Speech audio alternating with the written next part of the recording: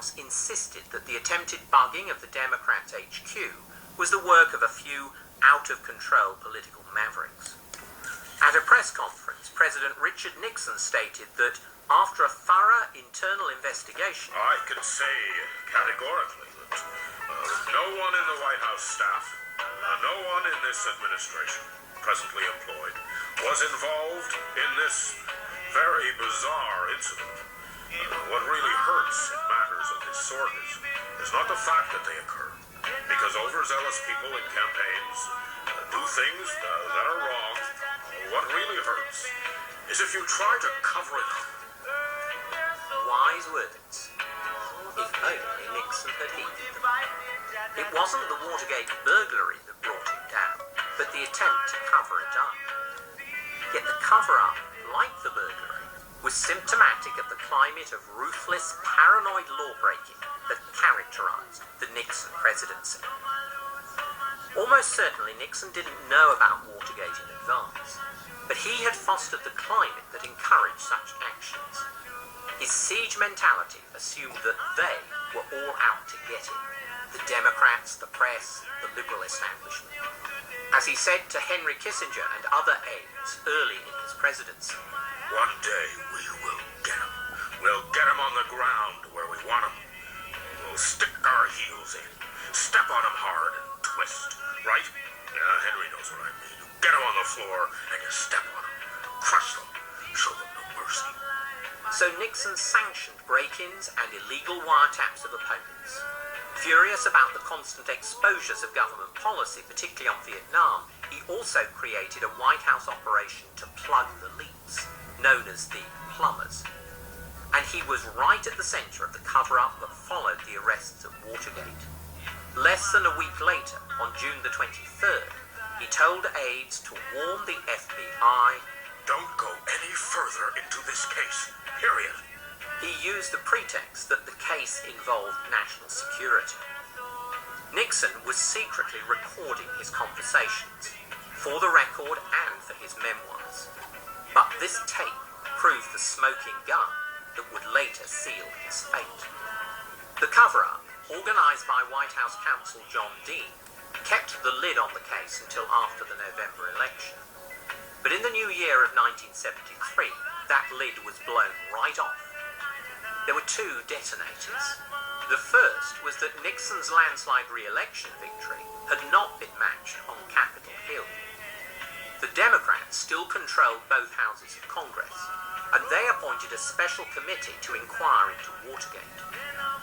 The other detonator of publicity was that the Watergate burglars and their immediate bosses were prosecuted. The trial ran from January to March 1973, causing acute embarrassment for the White House. Nixon's main concern was to keep the burglars quiet. How much money do you need? I would say these people are going to cost $1 million over the next 2 years. We could get that. You could get $1 million. And you could get it in cash. I know where it could be gotten. But the cancer kept spreading, luridly exposed by the X-ray eyes of the American media, led by the Washington Post. Hoping to save himself, Nixon accepted the resignation of his closest aides, Bob Haldeman and John Ehrlichman, both of whom had been involved in the cover-up. Yet it was another 15 months before Nixon himself would fall. A fighter all his life, he waged a dogged rearguard action on two fronts: against the Senate Watergate Committee, now in full cry with televised hearings, and against the independent special prosecutor, whom he'd been forced to concede because the Justice Department was implicated in the cover-up. Ironically, though, it was Nixon who sealed his own fate. In mid-July, an aide admitted to the Watergate Committee that the president had been taping his own conversations. All through the summer of 1973, Nixon resisted the attempts of the Senate committee and the special prosecutor to subpoena the tapes. Watergate was now consuming much of his time and energy.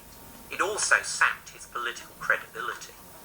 harried in one televised press conference by a battery of questions about the tapes, the cover-up, and even his personal finances, he exclaimed, I want to say this to the television audience. I made my mistakes, but in all of my years of public life, I have never profited from public service. I've earned every cent. And in all of my years of public life, I have never obstructed justice. People have got to know whether or not their president is a crook. Well, I'm not a crook. if a president needs to say that to the American people, he is as bribery or other high crimes and misdemeanors had been used only once before, unsuccessfully, against President Andrew Johnson in 1868. But in July 1974, the House Judiciary Committee approved the articles of impeachment, and the Supreme Court rejected the president's final effort to withhold key tapes, including the so-called smoking gun transcript from 1972, when Nixon tried to stop the FBI investigation into Watergate. This sealed his fate, and he resigned on August the 9th, 1974. In a tearful, rambling farewell, Nixon told White House staff, Always give your best. Never get discouraged. Never be petty. Always remember, others may hate you. But those who hate you don't win unless you hate them. And then you destroy yourself. if Nixon had followed his own precepts, he might have avoided self-destruction.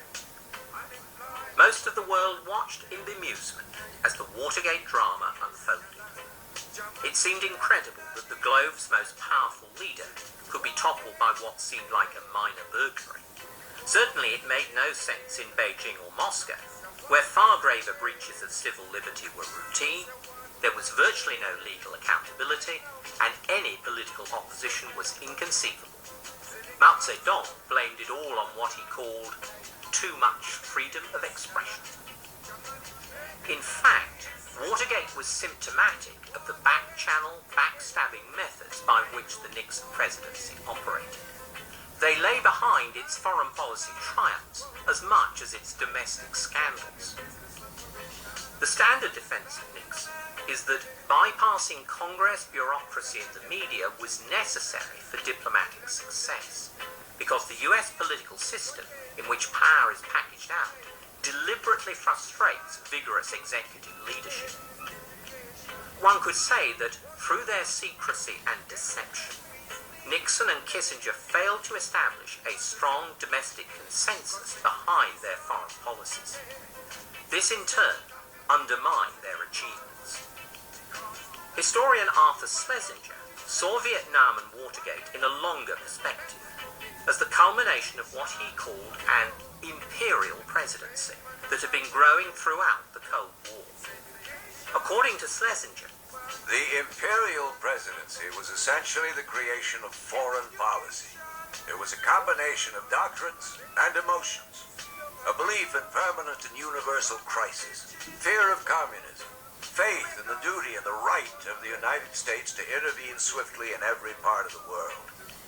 This had brought about the unprecedented centralization of decisions over war and peace in the presidency. And as it overwhelmed the traditional separation of powers in foreign affairs, it began to aspire toward an equivalent centralization of power in the domestic polity. at a press conference late in his presidency, Nixon was reminded by a journalist of a story about Benjamin Franklin back in 1787.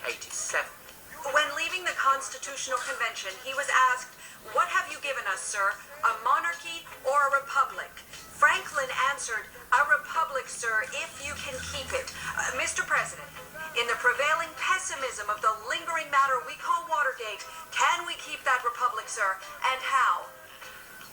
Well, I would certainly not be standing here answering these questions unless I had a firm belief that we could keep the republic, that we must keep it, not only for ourselves, but for the whole world.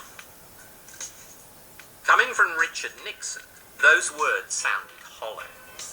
But in the end, America's Republican democracy, however clumsy, volatile, and partisan, had brought down the imperial president.